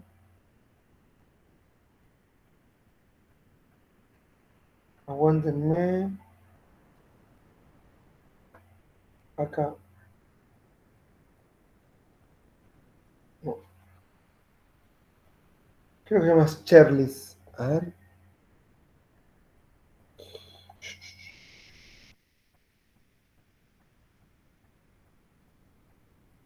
No, no se me vayan. Se me vayan.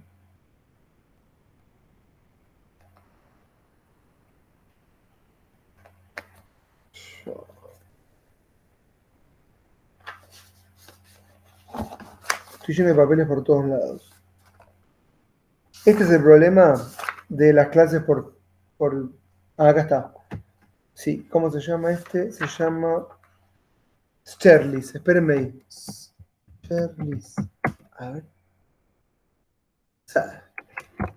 Debate presidencial y boleta electrónica, experiencias locales y regionales. Pum, pum, pum. PPT, a ver. A ver esto. Esto es viejo. En una época trabajaba un poco más.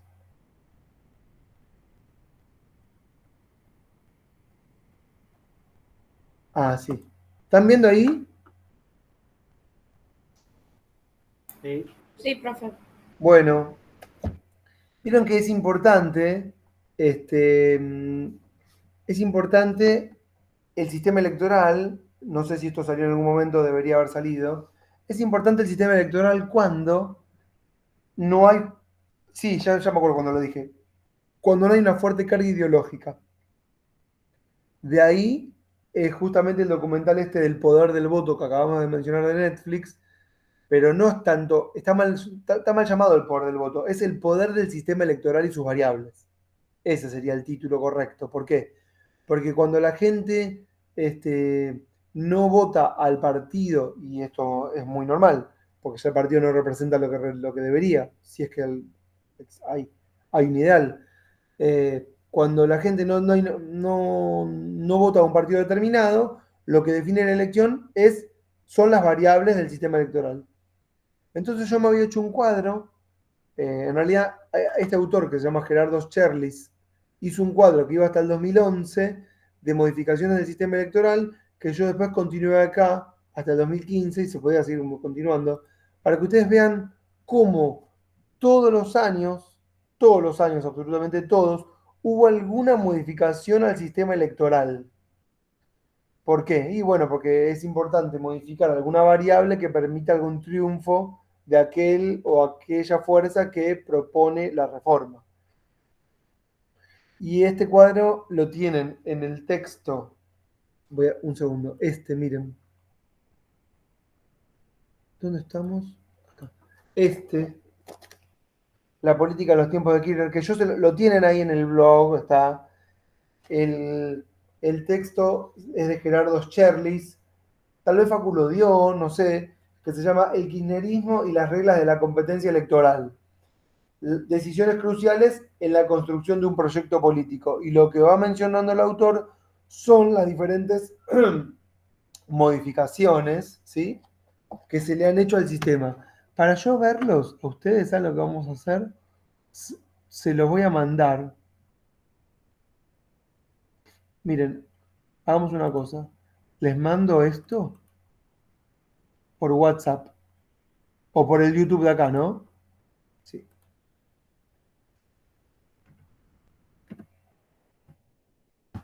Entran ahí, y cuando entran ahí, entran a ese PPT que acá aparece en mi pantalla. ¿Lo vieron? El que les mostré antes. Entonces yo los puedo ver a ustedes, las puedo ver, y al mismo tiempo ustedes en vez me ven a mí y también ven el cuadro. Soy un genio de la tecnología, cosa de locos. Bueno, bien. Entonces, 2005. ¿Están ahí? Díganme si están. Sí, sí. 2005. Una decisión fundamental en la historia de la Argentina, ¿eh? Pasa medio desapercibido, pero es fundamental. Unificación de elecciones legislativas. ¿Qué es esto? A ver quién sabe. ¿Que se votan dentro de listas de poder ejecutivo también? No. A ver. Pará, Pedro, repetí lo que dijiste. A ver, pará. Sí, que en la misma fecha se vota el ejecutivo y el legislativo, entonces se unifica. No sé si es eso. Estás cerca. No es eso, pero estás muy cerca. Me gusta jugar a caliente, ¿vieron? Frío, frío, caliente. Cuando hay que buscar algo. Bueno, les cuento yo. Antes del 2005, las elecciones para elegir cargos de diputados, y también y senadores más todavía, no se hacían todas el mismo día, pero no tiene que ver puntualmente con el Ejecutivo, Pedro. Tiene que ver con que cada provincia elegía, algo que no está mal, a sus miembros para el Parlamento en la fecha que la provincia decidía realizar la elección, ¿no? Entonces, por ejemplo, sabiendo que había que conformar un nuevo Parlamento, qué sé yo, antes del 10 de diciembre, cada provincia decidía cuándo hacía la elección para los diputados de su provincia. Entonces, la fuerza o las fuerzas que tenían la capacidad de poner la fecha de la elección lo hacían en función de su alianza o no con el gobierno central, la conveniencia de realizar las unificadas o no. Esto fue así hasta el 2005, en las cuales se modificó la ley, el Código Nacional Electoral, ahí lo tienen en el cuadro, a través de la ley 25.983. Ese es el número de la ley que reforma el código, ¿no? Pero lo que deciden básicamente es que a partir de ese momento, todas las elecciones para diputados y para senadores, cuando a la provincia le toca, se hacen el mismo día en todo el país. Y a partir de ese momento, si el gobernador o la gobernadora quieren ese mismo día hacer la elección provincial, pueden. ¿Vieron el famoso desdoblamiento? El desdoblamiento antes era de la provincia respecto del Ejecutivo Nacional. Y ahora es de la provincia para sus cargos provinciales respecto del Ejecutivo Nacional. Es decir, que si en la provincia del Chaco quieren hacer la elección para cargos de la provincia, en otra fecha pueden, pero los de diputados tienen que ser en la misma fecha para todo el país. ¿Siguen? Y antes era al revés. Tal vez no nos lo tenemos mucho en el radar, ¿por qué? Porque los oficialismos la hacían junto, los oficialismos no, las alianzas que estaban en concordancia con el gobierno central, las hacían el mismo día. Y las que no las hacían en otra fecha, que era la provincial. Y esto es y era muy común. Pero ahora, si la provincia decide, o el gobierno de la provincia decide, digamos, desdoblar, van a haber dos fechas sí o sí. Una nacional y otra provincial. Y esto es porque en ese momento lo que buscó Kirchner era legitimar su gobierno, ¿sí? Que venía de una elección presidencial con baja participación, pero sobre todo con una fragmentación muy fuerte, un sistema político o un sistema partidario totalmente eclipsado por lo que había dejado la alianza y el gobierno menemista, digamos, el periodo 90 hasta el 2001. Entonces, Kirchner gana la elección, pero necesita en el 2005 que no sea únicamente una legitimación en la provincia de Buenos Aires, que es, por supuesto, la más importante de todas las elecciones, sino a nivel país.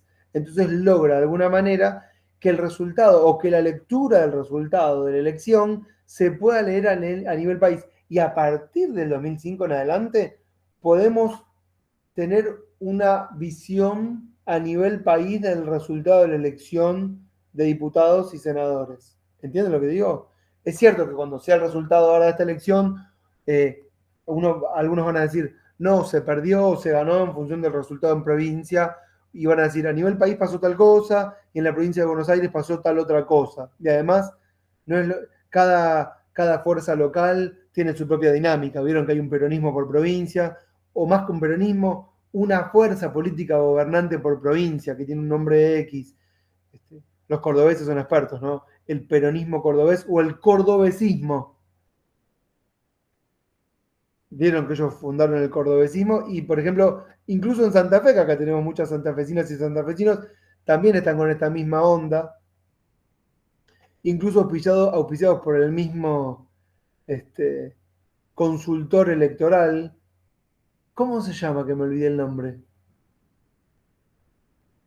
¿Saben o no? ¿No? Aragón creo que está, ¿o no? No es ese, no es ese. Lo tengo. ¿Me esperan que se lo busco? No, pero a ver, hay una parte del peronismo que lo tiene a Aragón. O entonces no me acuerdo. Por ejemplo, el de Cristina ahora se llama Pérez Rubí, el catalán, ¿vieron? Tienen que saber estas cosas, porque acá, Sí, sí. este igual lo tenía para hablar, pero ya me va a quedar fuera de la clase, que es el partido político que pasa a partido profesional. Entonces tenés que tener un asesor. ¿Vieron cuando Alberto dijo, no, yo no necesito un coach, yo digo lo que quiero, y ahora está más que aplicado? ¿Vieron? Sí, esto, no, aquello. No se sale del discurso, ¿no? Se dio cuenta que no puede. Bueno. Pero, por ejemplo, en Córdoba, en Santa Fe y no sé qué otra provincia más, los tres tienen el mismo asesor, que fue el mismo que tuvo Massa. Bueno, no importa, después lo buscan. No pasa nada. Lo que quiero, aparte me voy de tema, lo que les quería decir con cada cosa que digo me tarda un siglo. Lo que les quería contar con esto era que a partir del 2005 todas las elecciones se unificaron. Entonces podemos tener esta lectura a nivel nacional, aunque cada provincia sea distinta. ¿Cómo? Perdón, profe, que te interrumpo. No. Esta persona que sería un asesor del Ejecutivo. No. Asesor de campaña. Asesor de campaña. Ah, no, como vos decías lo de Alberto, en esto del... No, Alberto ahora tiene un asesor, que fue el mismo que un asesor tipo sombra, digamos. Sí, que no son sombras, salen. Lo que pasa es que a veces no hacemos atención. Ah, sí, lo dije adrede. Sí. Asesor all day para que...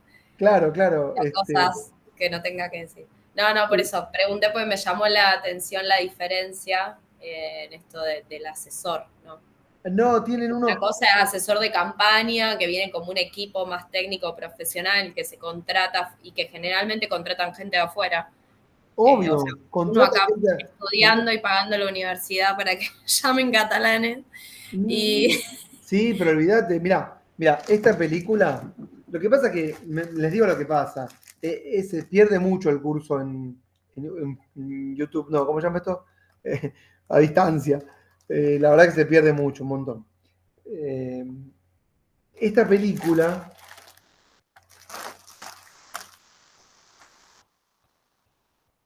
es comedia, muy ilustrativa, porque no hace falta ver dramas para entender si el guión puede ser el mismo, pero nos podemos reír. Yo se las hice ver varios cuatrimestres para reírnos un rato, pero también porque acá aparecen bien identificados todos los actores de la campaña, ¿no? Y después hicimos un trabajito, que lo tengo todo acá en este folio, que son todos los asesores en Estados Unidos, asesores de gobernaciones, asesores de alcaldías, que son estos profesionales de la política que lo llaman y que se venden de esa forma. Yo gané tantas diputaciones, gané tantas senadurías, gané tantas gobernaciones. Y si vos querés ganar, sabes que tenés que poner tanta plata y llamar a tal. En una escena de la película, Will Ferrell, es el actor principal, se desbanda y bueno, termina echando a su asesor. Entonces hay un chico ahí que está tipeando en una computadora y le dice, a ver, vos, le dice, vas a ser mi asesor. ¿Vos qué haces? Yo soy licenciado en ciencia política, le dice el chico. Entonces le dice, bueno, está bien, vas a ser mi asesor a partir de ahora, en un ataque de furia que tiene, donde no sabe, está desesperado porque hace todo mal. Y el asesor ahí le dice, bueno, yo tenía re buenas ideas respecto al medio ambiente, y le dice algo, dos, tres boludeces que podemos estudiar en la facultad, y claramente en ese momento le dice, estás despedido, porque claro, no va a funcionar de esa manera, no funciona así. No funciona así. No funciona de ninguna manera así. El asesor de Cristina del 2017 es el mismo que tiene Alberto ahora. Ojo, eso no significa que el asesor no asesore, vamos a decir, a veces tienen cierta tendencia, ¿viste? Como que llamamos a este que es para que no se nos vaya el romanticismo. Este es peroncho, pero sabe, por llamarlo de alguna manera. ¿Entendés? O este tipo siempre asesora fuerzas de izquierda. ¿Entendés? También tenés de todo. También tiene que ver con la adaptación de cada país, cada caso, cada provincia. Ahora con la fragmentación del algoritmo todavía es más complicado. Pero bueno, ese es otro tema que tal vez trabajemos conmigo esta clase, no, la que viene con Facundo, no, la otra conmigo. Bueno. Sí, Carolina. Ay, perdón, interrumpí un montón ahí, pero pensaba en esto que vos decías recién, ¿no? Digo, también tiene mucho que ver el contexto, o sea, porque el asesor puede ser el mismo, de la misma persona, puede haber ganado elecciones en un momento, pero ahí el contexto cambió. Y también las PASO arrojaron algunos resultados, entonces, bueno, también cambia eso, ¿no? Obvio, y ahí vos tenés que ver si llamás al mismo y probás con la misma fórmula, lo cambiás, o si el asesor tiene la capacidad de ir cambiando él, o quedó viejo, y esto claro, no tal se cual. sabe. Nadie sabe acá. Perdón que interrumpa, pero lo primero que ya cambió la campaña del Frente de Todos es que antes hablaba por una vida mejor y ahora habla así. Olvídate. Sí. O sea, Sí. ya eso, olvidémonos de la pandemia y vamos a meterle para este lado. O sea. No es que llegó este señor y dijo, ¿se acuerdan del eslogan La vida que queremos? A la mierda todo eso, se terminó, ahora sí, no, y cambió todo, porque cambió el asesor.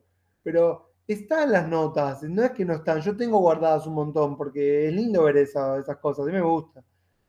Bueno, sigo con las reformitas, tienen el cuadro ahí. La del 2005 esta fue muy importante, fue una modificación muy importante y no creo que se modifique a partir de ahora. Esto le da más centralidad. Esto no pasa en todos los países, el federalismo acá quedó un poco diluido por esta, entre tantas otras medidas, por esta medida. Fue una necesidad en ese momento del gobierno en ese entonces de querer legitimar el gobierno central a nivel país. Y además, otra cosa, conseguir las alianzas de todos los gobernadores y gobernadoras, ¿viste? Unificando la elección, unificando listas y consolidando apoyos, ¿no? Hubo varias formas, una fue la modificación esta de la unificación de las elecciones legislativas. Eso antes no existía. En el 2007 incorporaron lo que se llamaron las listas colectoras. No fue una reforma legislativa, pero ¿qué hizo? Bueno, permitió en los diferentes distritos que diferentes fuerzas apoyaran al mismo candidato en otra categoría.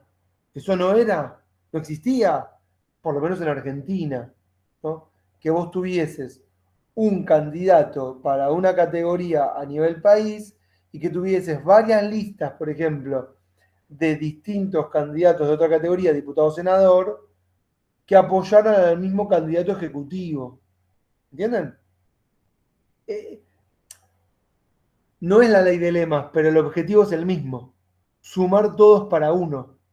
Entonces, muchas fuerzas en disputa al interior de una coalición más amplia se permitió en favor de ganar un ejecutivo. Esto solo pasa en un presidencialismo, ustedes adviértanlo. ¿Por qué? Porque necesitamos quedarnos con el botín principal que maneja la principal fuente de recursos, el Ejecutivo, la ANSES, la FIP, ¿correcto? De todo. Entonces aparecen las listas colectoras. En el 2017 intentaron prohibirse las colectoras, pero no se pudo porque la ley tuvo media sanción. En el 2000, ¿sigo? En el 2009 fue el adelantamiento electoral. La excusa, en su momento lo tienen en el cuadro, fue evitar... no, la excusa ¿cuál fue? No me puedo acordar cuál fue. Pero era la crisis del 2009, ¿no? No sé cuál fue la excusa. Ya la verdad que me olvidé ahora. Pasó tanto tiempo. Pero hicieron las elecciones en junio por única vez, en lugar de hacerlas en octubre. Ahora vieron que también se modificaron por la pandemia. Pero es muy normal modificar la fecha de la elección en función de lo que viene pasando. Yo no me acuerdo por qué la modificaron. Acá lo que puso Cherlis es porque se venía una crisis económica. Supongo que esta es la verdadera, entre comillas, uno nunca sabe si es la verdadera motivación. Estoy yendo de hora, pero no importa, déjame terminar. Y también en el 2009 se habilitó o apareció la novedad de las candidaturas testimoniales. Ahí aparece la famosa de Scioli, creo que fue, de que era gobernador de la provincia y fue a la elección como diputado. Y claro, la idea era que no iba a asumir el cargo para el cual se postulaba.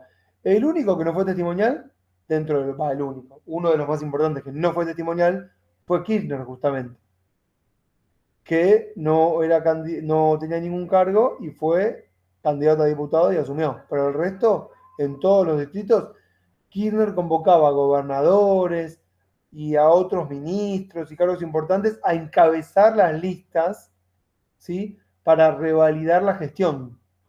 Esto no sería necesario, quería hacer esta aclaración, escuchen esto que es importante, en un sistema en el cual no hay incompatibilidades entre ejecutivo y legislativo.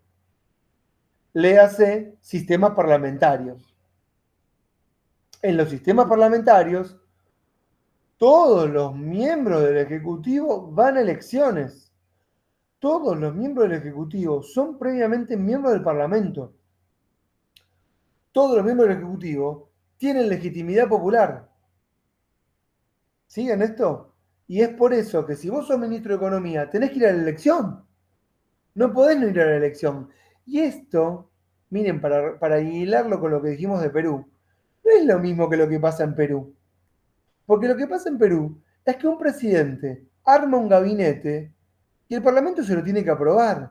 Eso no es lo mismo que armar un gabinete de miembros del Parlamento. Es algo muy distinto. Vamos a ponerlo acá, si quieren. Imagínense nosotros con la ley de Perú. Hasta que no ponen a Caballo de ministro de Economía, no le van a aprobar ningún parlamento, ningún gabinete. ¿Entienden? Eso no es lo mismo que vamos a nombrar un gabinete en donde están las fuerzas mayoritarias del Parlamento. Tampoco digo que esto sea bueno, atención, ojo, no estoy diciendo esto está bueno o bárbaro, que ahora entonces si Vidal es candidata y gana, que sea miembro del Parlamento, del gobierno, no estoy diciendo esto, pero es distinto. Bueno, tampoco es lo mismo que las candidaturas testimoniales, porque las candidaturas testimoniales es, me votan, pero después no asumo. Es otra cosa. Que lo tuvo que hacer porque hay incompatibilidad entre ejecutivo y legislativo. Y en el cuadro ya no aparecen, pero yo armé, vieron que usted ahí, su cuadro le sigue. El cuadro que yo les pasé sigue con 2011, 2013, 2015. Yo lo fui ampliando, pero el cuadro que está en el libro de Sherlick corta ahí porque en 2011 terminó el libro. Pero en el 2009 se votó para el 2011 las PASO, que fue una, ya termino, ya voy. Que las PASO fue una mega modificación del sistema electoral, que lo cambió de punta a punta, en todo sentido, disparó para todos lados. ¿Sí? Y esto se votó en el 2009, se aplicó por primera vez en el 2011, a la fecha, chiques, tiene 10 años de vigencia. Los análisis son múltiples, van para todos lados. Y como les dije antes, ni bueno, ni malo, ni mejor, ni peor. De todo pasó. ¿Está? Y les menciono 2 más, 3 más y ya los dejo tranquilos. El 2015, no, en el 2013, por ejemplo, Cristina intentó, escuchen esta, modificar la forma de elegir los miembros del Consejo de la Magistratura para la elección de jueces y que sea una elección nacional la de los miembros del Consejo de la Magistratura.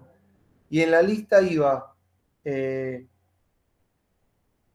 primer candidato a diputado, primero eran miembros del Consejo de la Magistratura, diputados, o no, al revés, diputados, miembros del Consejo, senadores para la provincia que elegía senadores. Pero la Corte Suprema declaró inconstitucional esa reforma, esa ley, y no se aplicó. Hubiese sido súper interesante. Y esto lo voy a mechar con 2015, igual que en 2013, pero en lugar de miembros del Consejo de la Magistratura, miembros del Parla Sur. Y votamos miembros del Parla Sur en un sistema electoral mixto, rarísimo, que después con Macri la suspendió momentáneamente por única vez. Es un ida y vuelta esto constante. En donde se elegían miembros del Parla Sur, un poco por circunscripción nominal, ya termino con esto, y otro poco por sistema de proporcional, una especie de sistema parecido al alemán, una cosa media loca. Bueno, no lo voy a complicar más, porque cada cosa que expliqué tiene un desarrollo. Ya sé, las cansé, bueno, yo ya sé, las cansé. Bueno, dije 1000 cosas. ¿Qué le digo a Facundo con lo que siga la vez pasada, que viene? Nos queda todo noviembre. 1, 8, 15 y el 29. Entonces, lo más probable es que le diga a Facu, trabajás sistemas de partido.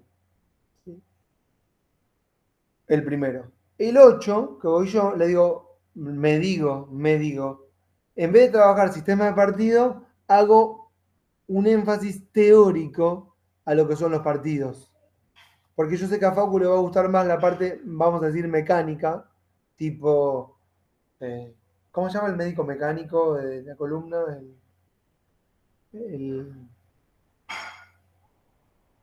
Cuando te lesionás, ¿viste? ¿A dónde vas? ¿Saben lo que digo? Traumatólogo. Al kinesiólogo. Al kinesiólogo y al otro, ¿cómo se llama? Traumatólogo. Al traumatólogo, claro. Le dejo a Facu una clase más traumatológica, que es el mecanismo de funcionamiento del sistema de partidos. Y yo me quedo con el 8, una más filosófica, no sé qué tipo de médico sería.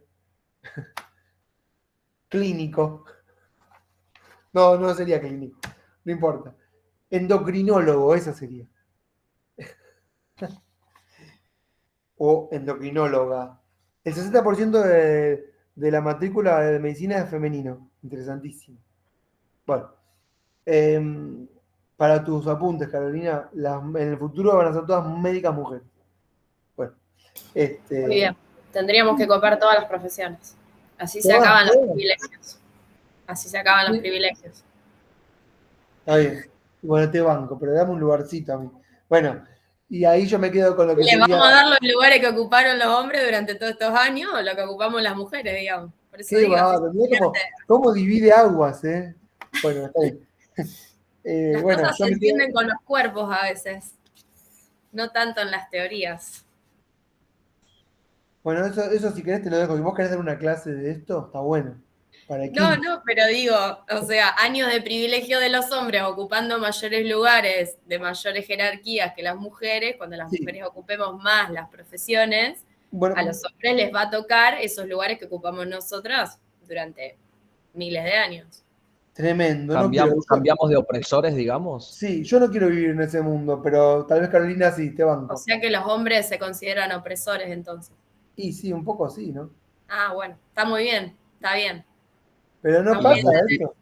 Las mujeres quieren oprimir ahora, la solución es oprimir No, y eso no es continuar el círculo opresión, de eso es opresión. garantizar derechos, Bueno, compañero. Es opresión. Vos mismo dijiste que es el cambiar de puesto por solo ser mujer. Es opresión. escuche, yo los dejo pelearse después. Déjame decir esto. Yo el 8 Buscate hablo la de... definición de opresión, Pedro. Es garantizar derechos, es igualitario la cosa. Bueno, lo Yo te diría charlamos que el te 8. busques la definición de derecho y si querés debatimos entre otras cosas, igualdad y demás. Y Bueno, la el ley de 8, cupo es un lo privilegio para las charlamos mujeres. cuando haga charla teórica de esto. Y entre los clivajes, que esa es de Roccan y Lipset, metemos el clivaje femenino-masculino. En términos schmittianos, amigo-enemigo. Y bueno, no sé cómo termina esto. Bueno, escúchenme.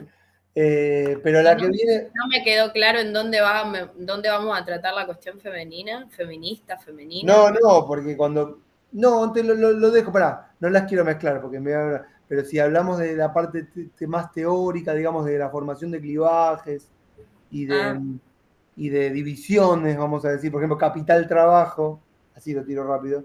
Otra podría ser femenino-masculino y que esa pudiese absorber, digamos, la totalidad de los otros, subsumir todos los otros clivajes. El que no lo agarra no importa, ¿eh? Subsumir todos los otros clivajes a un rango inferior por uno más preponderante que sería femenino-masculino en términos de amigo-enemigo. Lo que, bueno, no sé, daría una dinámica que... No creo que esto pueda pasar, pero uno nunca sabe lo que puede pasar. Pero eso sería para una parte más teórica de los partidos. ¿Se entiende? Que eso sería no la clase que viene, sino la siguiente. La que viene es sistemas de partidos, ¿está? Pues sistema unipartidista, bipartidario, que no es lo mismo, ¿está? Y bueno, si tienen dudas, bárbaro, me preguntan. Si escriben cosas y me quieren escribir, buenísimo. ¿Está? Yo después pongo la clase a disposición. Hacemos lo último que les pido. Me hacen una lista de presentes poniendo, pero anótense tipo fútbol, tipo fútbol femenino. Esa es otra. Fútbol puede ser femenino o masculino, no se puede ni aclarar. Tipo fútbol, listo, ya está. ¿Ves? Pero ponen Carolina y abajo Carolina copia y pega Juan y pone Juan y abajo copia y pega. No pongan uno individualmente, porque así yo tengo toda la lista completa, ¿entendieron?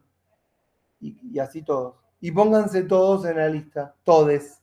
Puta madre, ¿cómo me cuesta? Se ponen todos en la lista y yo después paso a los presentes, ¿está? Les presento.